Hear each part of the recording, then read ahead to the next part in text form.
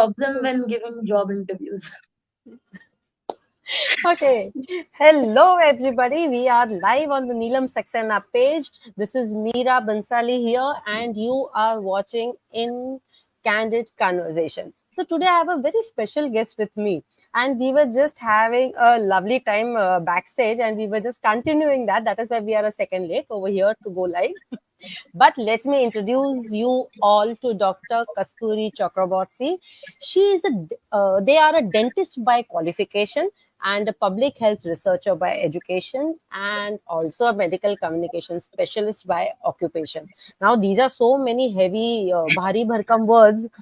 So, Dr. Kasturi, I would really like if you explained a little bit about, this field. Okay, I only got the dentist part. The remaining Hmm. part I would really, it will be helpful that if you tell the audience what it is all about. Thanks so much, Meera. Thank you for that wonderful introduction, and thank you for giving it, keeping it short and crisp. So, to address your primary question is, what do these things mean? So, as you said, dentist is pretty self-explanatory. So after my dentistry, I basically, I realized while I was doing dentistry that I was good at writing research. I was good at writing. I knew that fair enough from school. But, in the academic line, instead of the clinical side, I was getting into the academic side. So then I decided that I'll do masters in public health. So I went abroad. I went to Ireland. I went to the University College Cork, and I did my masters in public health there. So basically, I worked on major research projects that have to do with, as the name mentions, public health. So it has to do with health promotion. It has to do with epidemiology. Epidemiology are basically, these stats, like Yeah. what is the prevalence of a particular disease in a particular population, which Mm. section of that population is affected the most. So stats like these. And then I completed my own thesis with my supervisor, and I had my thesis on self-harm and suicide prevention, focusing on self-harm prevention. So Okay. and my supervisor was great because she is one of the pioneers of suicide prevention research in the world. So then I did that, got my paper published, worked on another project with her, which was large scale in the university, in the School of Public Health, which was a national project on COVID 19 in Ireland, basically. And parallelly, I was also working in my university only as a research assistant. So I was working in other projects such as on sexual health. And then there was another one which was basically on alcohol cessation in college students. So Irish people, they drink a lot. So it's a strange Oh. thing. In India, you'll never see in a college campus there's a pub. So in Ireland, when I went there, it's strange. Such a cultural shock. So when I went there, within the campus where the student center is, inside there is a pub. Oh. That's the university pub. It's not something illegal or anything. So I mean, I mean, it's in the culture, but of course, it yeah. becomes a problem also if they start drinking early. So we did a national, alcohol cessation research project on 10 national institutes together, and we got them all accredited on, having these policies together that will help in prevention of alcoholism. And then that got nationally recognized. So it's a national policy now for all colleges in Ireland, universities. So Wow. all of That's that. amazing. I mean, you have worked extensively. I mean, the research and all this. I mean, amazing. I would just say that. I don't have words to say. No, It's no. I think for anybody who is doing public health, I think it's like a bread and butter for us. We have to do these things, otherwise, we'll get stagnated and we won't have any current knowledge that is required in this field because this field is responsible for so many things. Yeah, you see, in yes, the so true. pandemic, Yeah. public health was a major concern and a major need. So. Yeah. Yeah. So So, all of like, that happened. literally, hats off to you and to the people who are in this field, because I guess wherever there is a change required, there is lots of research required by the author, by researchers, and where fiction writers like me come, we also do our research, in whatever fiction. Of course. Of course, Yeah. of course. So, research is always a yeah. So yeah, it's I have okay. You can to interrupt. Just give me a second. yeah, yeah. You just need to disconnect the call. Okay, so Dr. Kasturi has just gone a little bit offline, I guess. The camera is off, but it's okay. I'll just, give you a more detailed, this not exactly a detail, but a little bit of what Dr. Kasturi has been doing. Like she has published, they have published a book recently. I guess last week or something, and since I have not been able to get the book in my hands, I have not, I'll be very frank, I've not yet read the whole thing. Yeah, so Dr. Kasturi is back.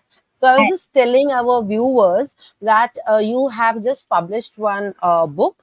Sadly, it has, I have not been able to get the book in my hands, like, the physical copy of it. Because it has been just a week or so since it has been released. It's a freshly released, Yes. fresh out of the oven. Uh, Yes, yes, and yes. garma garam hai wo topic, I would say. So, Dr. Kasuri, when did you start? First, I would like you to, tell our viewers the title of the book that you have written, and what is it all about? So, okay, thanks, Meera. So the book, I want to tell to my Indian audience that the book is available in an ebook format in India. Okay. However, it is available in print format internationally. So internationally, if anybody wants to purchase the paperback as well as the hardcover editions are available for my Indian audiences and for my Indian readers. It's the book that's available on Amazon. Okay. So the book, I will just start with the title. The title of the book I gave was Navigating Identity, Ensuring Safety as a Queer South Asian Individual. So that's the primary essence of the book, that how are we navigating two identities of our culture together, which almost in the broad aspect of the world are both minority identities. So my primary idea, I think I was thinking about this book for a very long time because of my own personal journey of coming out and everything, and the other, professional, personal ups and downs that I've seen. And me being a millennial, during our school time and everything, we didn't really have as much access to queer education or even queer media. We didn't really. That really translated into not having enough support system when one is navigating their own journey into coming out safely, living their own life authentically. There's a lot of trial and error, and mostly errors, because there are errors that will happen, and then one thing sticks. So I had always thought that it would be nice that if I could, somehow give um, younger generation, the younger people, or even people who are coming out at a slightly older age, who are in the 30s, or thinking about coming out, or who are navigating their identity now, a sort of a guideline almost as to Okay. what things to take care of, what things to actually focus on when you are doing this, and how to ensure your safety as well, and not get exposed to violence or any sort of uh, unsafe situations, and protect yourself in the process as well. So that was my primary idea behind this Right. book. Hmm. Right. I guess this is the need of the hour, because as when we are outside India, we definitely, especially in countries like Europe and in the continent of Asia, America, and all that, I do feel that we, as Indians, are anyway sidelined. There is Absolutely. something going on. Secondly, being from the queer community, it becomes a double-edged sword. You have to Yes, really, really protect yourself from everything, and absolutely. it's really a very strong point that you have raised today. And I'm so very glad that you have come out with this book that you have written from your own experiences. I'm sure it is going to help many, like, even non-queer people can gather so much of knowledge just by reading the book, and they can be empathetic towards. We don't, I mean, I'm sure we do not want people to pity. We want people just to recognize us as humans. That's it. I mean, just Exactly. equals, right? So Absolutely. I'm really very sure that you are going to do that through your book.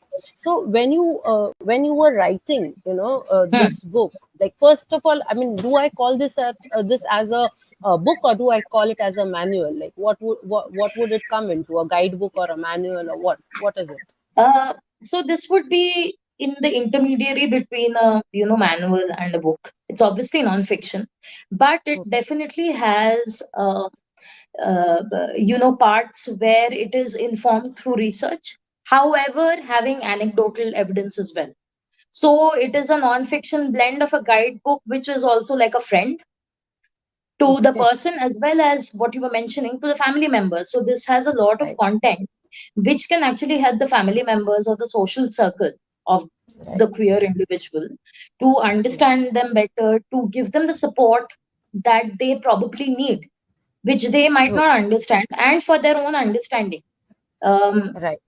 of queer culture and how our South Asian identity and our queer identity are actually quite intertwined, but has, dissolved through years of the colonialism and the colonial thoughts that had been put by the British regime. Yeah. I mean, I absolutely agree with that. And you, being a researcher by education, when you write something like this, it brings a lot of authenticity to your words. There is a strong whole, yeah, there's a very strong this to it. There's a strong backing to whatever you write because of Yeah, your degrees and your education. So I'm so glad that you have done that. And there's one thank more you. thing I wanted to, know about. The manual or the book that you have written is this something like a dialogue with yourself when you are strand, so, like, during COVID, maybe you were stranded, like, what was the time period that you around, when you started writing this? What was the time frame, like time period or something like that? To be very honest, the entire idea, or maybe somewhat drafts of the book, I had been writing since COVID times only. You're right, absolutely about that. Because, Yeah. at that time there was a lot of turmoil, and I was also in a transitioning phase. And so at that time, this was in the form of more of an academic research, because I had started, trying to find answers to the things that was happening to me in terms of a queer South Asian person, what I have experienced internationally, globally, not just in my own country, but globally. So those drafts started coming in, but they were more academic. And then slowly, slowly, actually, this year, to be very honest, I had to be ve- like, to be very frank, for my personal journey, I had a very rounded personal journey, like, which finished in a very complete manner in this year, Fulfilling which, manner, I would say. yes, almost, yes, you're absolutely right, fulfilling manner this year, which gave me the space to actually think about things, think about the incidents, and think about experiences objectively, rather than experiencing maybe the trauma of it, or maybe the memory of it.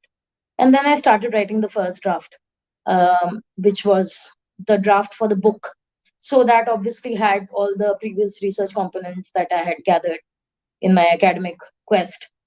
And slowly, slowly, it started to take form through that, only because if you place yourself when you're writing a book, although I am not writing it in a fictitious manner, I'm writing it in a non-fiction manner, because I don't want it to become personalized to one person. Through your own life journey, you see the stages that you've gone through, and in your mind, they're imprinted very solidly. And for people who have gone through the stages, or who have gone through the struggle by themselves, they always have this completely, they always have this completely ingrained in their mind that these were the steps I wish I had, that I could follow in order to become a better version of myself, and not, have the repercussions of poor mental health or a struggling mental health while combating your own journey. Um, Right. in total. So that was how it happened. So yes, you can say that it's a dialogue with self, but the dialogue with self is more of a reminder that these were the steps that are very essential, and now it's almost like railway track for others, which, kind of, I thought that I've laid the bricks, and now I'm just putting the tracks on and everything, and making sure that it's a smoother transition. Yes, I mean that is absolutely very a nice analogy that you gave. Playing the tracks for later on people to drive a Yes, smooth train, and let me tell you that train is going to be 100% full because we have I uh, just yeah, hope so. Thank you. we are going to garner so much of support. I tell you dear that it is going to be an amazing. There may be drawbacks or whatever, but I will tell you there is acceptance in the society, not because because of awakening of even parents, even Absolutely. people coming out as their own individual self, and your book Absolutely. to be in the forefront, helping each and everyone, be it the queer parents or the from the community themselves, is going to be Hmm. really really very helpful. So your hardships, your personal dialogues are going to be the future dialogue for everybody of us. You have given each and everybody of us a voice. So that is Uh, what a writer is about. So I'm really thank, thankful for thank that. you. Thank you. I mean, I that's why I did not have this book in a very personalized manner, because these journeys can take different shapes and forms, but some of the cruxes of these journeys will have a lot of similarities in terms of, if you have an accepting family, you will have certain similarities in that unacceptance that you might be able to relate through in this book, which might give you the solution on how to approach that particular conflict and how to resolve that conflict. Because even in your journey, you can't just what do you say, you can't just force your opinion, or you can't just force your own narrative onto somebody else who probably has a very different mindset, has been brought up with a very different mindset. Even for yourself, you needed that time to understand yourself. So you need to get that time to those people. So in that meantime, that time being, what do we do? What are the things, what are the tools that you can probably give these people who you think are required as your support system, who Right. will probably empower you later. I feel ki, even as being a straight person, when a straight person also is facing mental health issues, there is so much of trauma involved, and I just cannot, I mean, it's really very difficult for me also to fathom you know, uh, the pain that each of our queer friends must be going through when they are facing a double-edged trauma because of the mental health trauma. One is within the self, and one is with the society that we are living Absolutely. in. So, I Absolutely. mean, I'm so glad that because because of when we speak out about it, we are going to give a positive environment for each and everybody that is involved. I would really, really say that, Kasturika, please keep on writing. Please keep on, sharing your thoughts and, whatever you feel like with each and everybody of us, so that we can actually garner more and more support. And I would, since we are on this topic about support and this, yesterday there was, I mean, it's a very fresh thing that happened yesterday. The Supreme Court, Yeah. the hearing, the equality. So, what do you think? Like, how do you think the book will impact this hearing that has gone down yesterday? The judicial changes were not accepted as such, but then there was some a little bit positive tidbits. Not much, I would say, but a little bit. So those were like just giving us crumbs. I would say. Yeah, So yeah, what do yeah, you yeah. think? How will the book impact that? I mean, what do you think? What are your thoughts on that? Um, Obviously, the Supreme Court judgment was disheartening in a lot of ways for the queer community. But of course, the legalities, etc.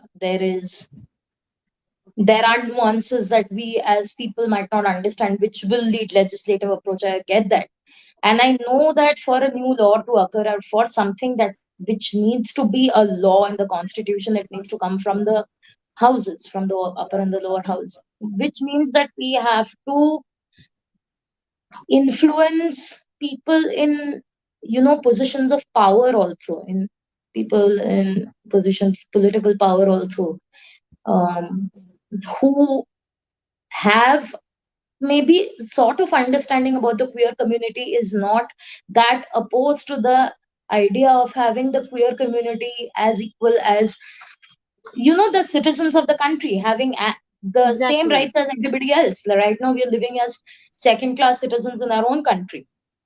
Right. So Absolutely. this book is basically that, what do you say, almost like a balm, because this has the positive aspects of not just acceptance but of understanding queer culture and how it has existed through our Right.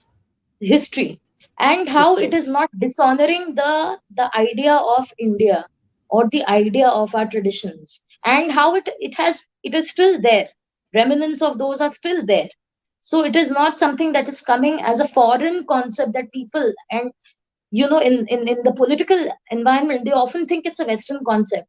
So for those That's right. people, this book is an eye opener to the fact that this is very much an Indian book, very much about the Indian people, and very much existing in our society. Because for years and years, for ages, in scriptures, in our sculptures, it has been written.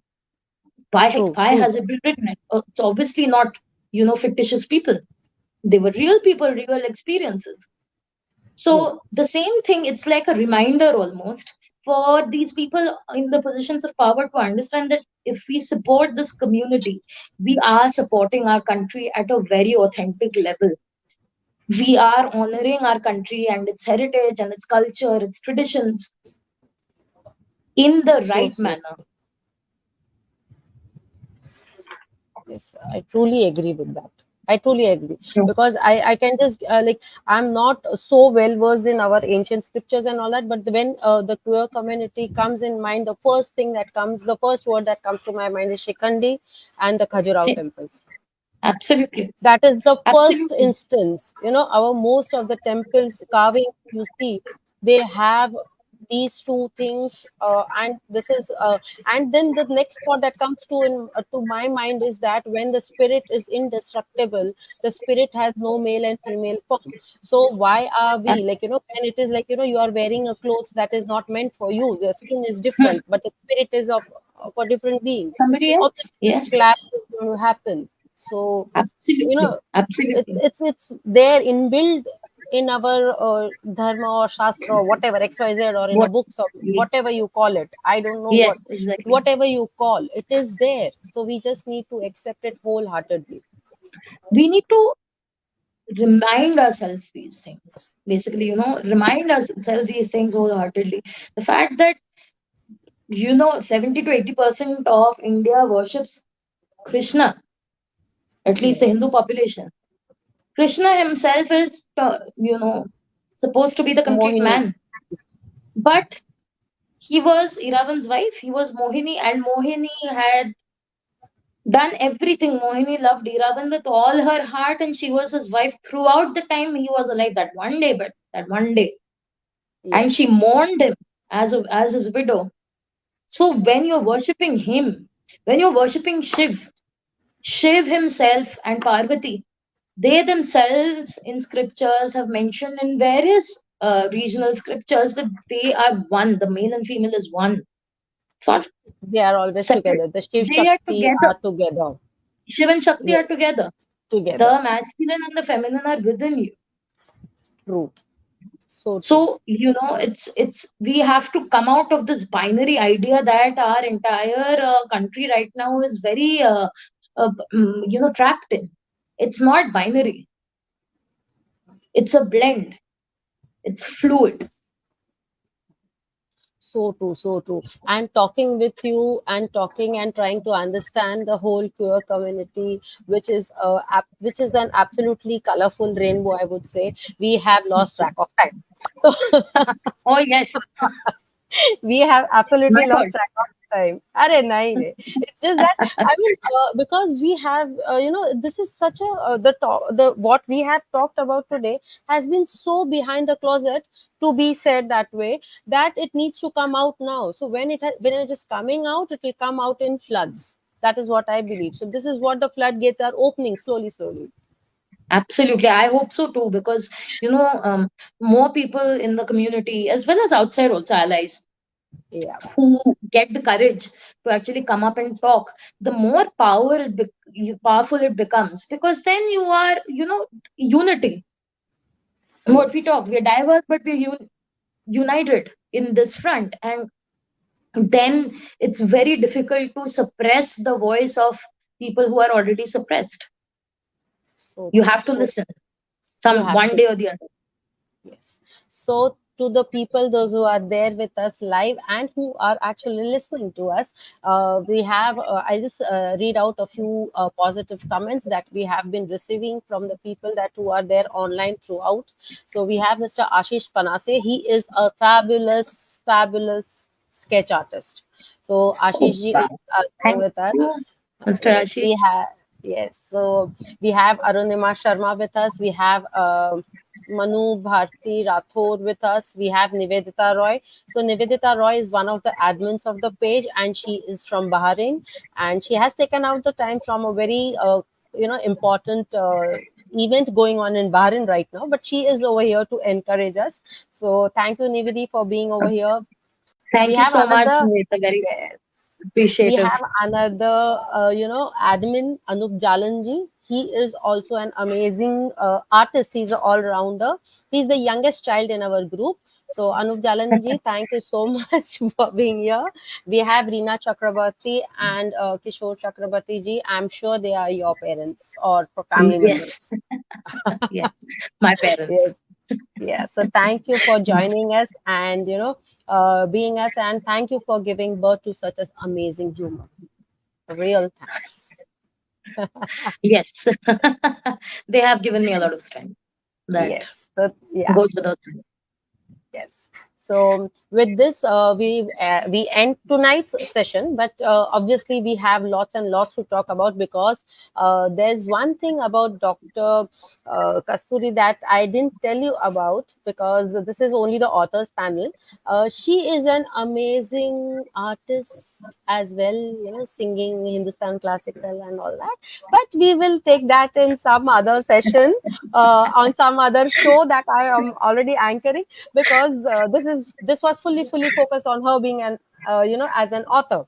So thank you, Kasturi ji, for being with me today and sharing your lovely thoughts with us, and thank you, Neelam ji, for this amazing platform.